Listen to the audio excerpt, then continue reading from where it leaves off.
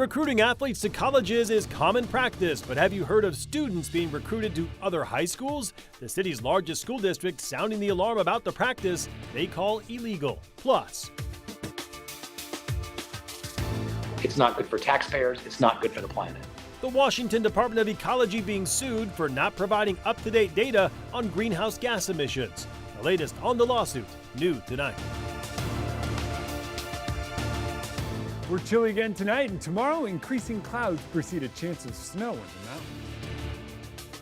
KREM 2 News 10 at 10 begins now with Mark Hanrahan and Jeremy Legoo.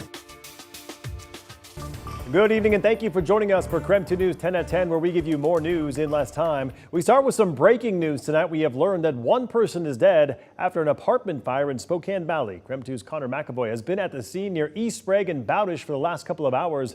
So Connor, what have you learned tonight? Well, Mark, one main thing that I've learned is that this is something that some neighbors I've spoken with say isn't a common occurrence. You can see behind me there are some crews on scene currently investigating. This is Spokane Valley Fire's investigation. They're responding earlier to a fire near the apartment that then later traveled to a lower level of this apartment complex here at 120 North Skipworth Road. Now, the calls came in just before 8 p.m. Multiple calls came in from neighbors reporting a tree on fire near the building.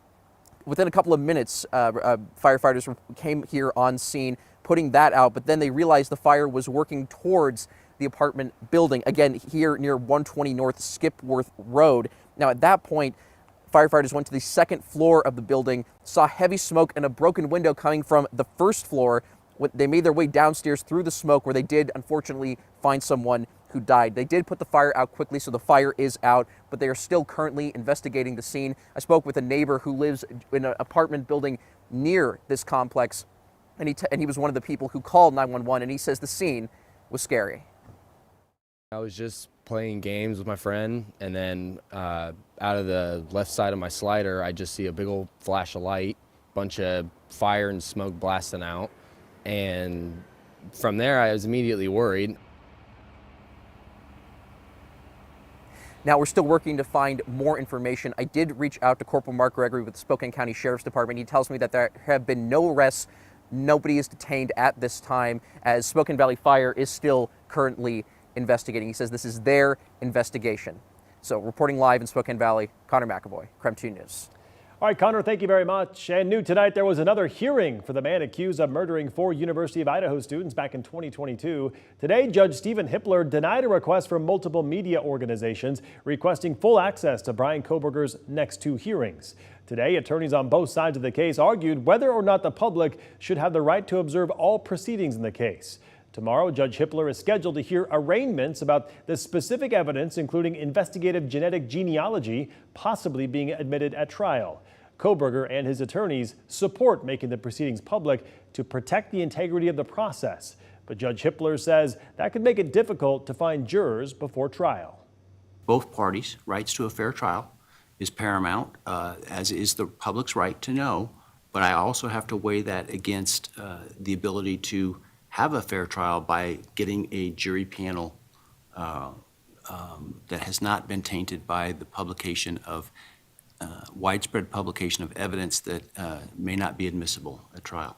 Judge Hippler says media outlets and the public will not be allowed access when sensitive information is being discussed. Turning to news out of the White House tonight, President Donald Trump has spent much of the first couple of days in office enacting his plans to step up border enforcement and DEI bans. Today, thousands of federal DEI employees learned they've been placed on paid administrative leave.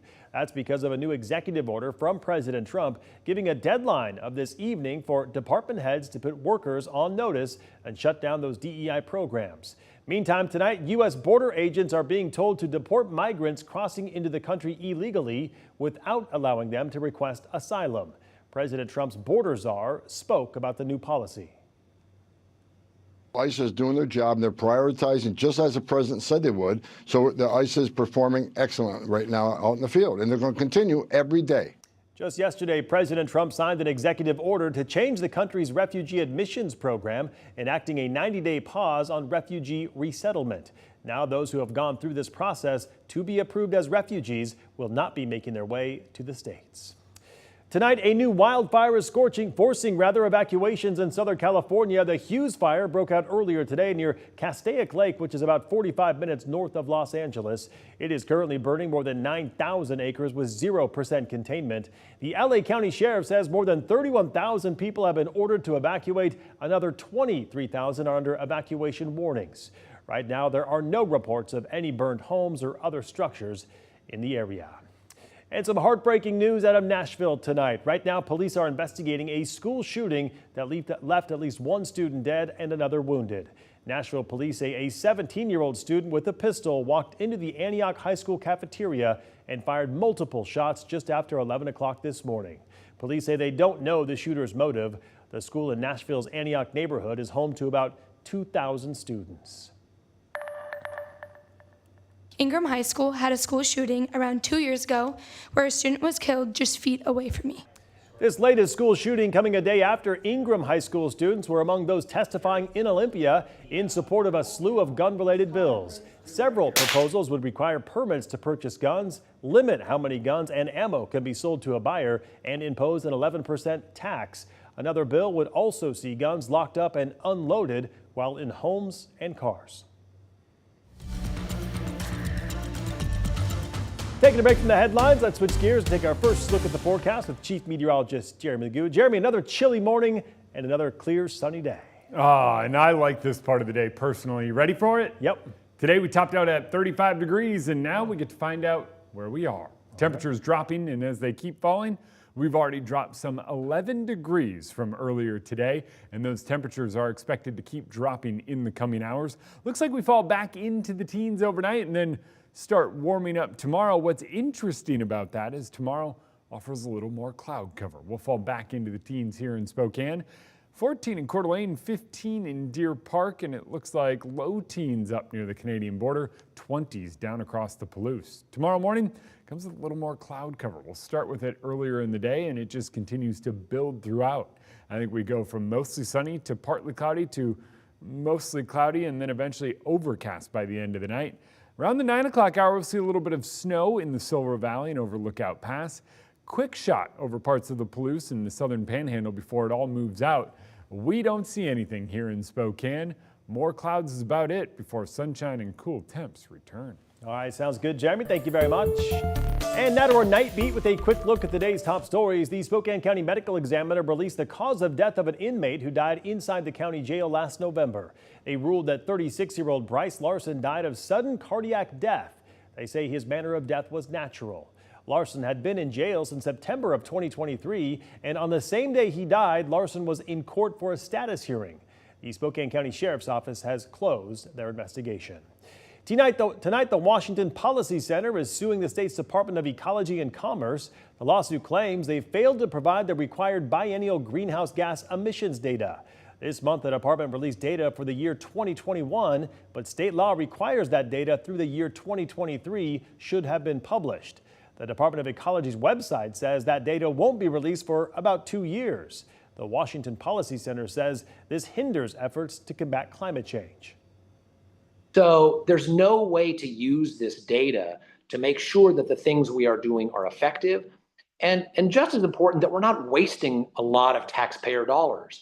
We are spending hundreds of millions, billions of dollars on these projects. And if we don't have any idea if they're working, it's just wasteful. It's not good for taxpayers. It's not good for the planet. The Washington Policy Center is asking a judge to force the agencies to release the required reports. We reached out to the Department of Ecology for a comment. They told us the state relies on federal data, which, quote, lags for several years. They went on to say, quote, regarding the Climate Commitment Act specifically, we have other tools aside from greenhouse gas inventory for measuring the impact of this new law. Spokane Public School leaders met today for their inaugural State of Education address. Superintendent Ken Russell from the Riverside School District says the state's education budget has been on the decline. The budget, he says, has slipped down to 42% of the state's operating budget when it used to be closer to 52% back in 2019. So my worry, like others, is that we're not going to be able to maintain the expenditures that we need to run a solid K-12 educational system, mainly going to staff.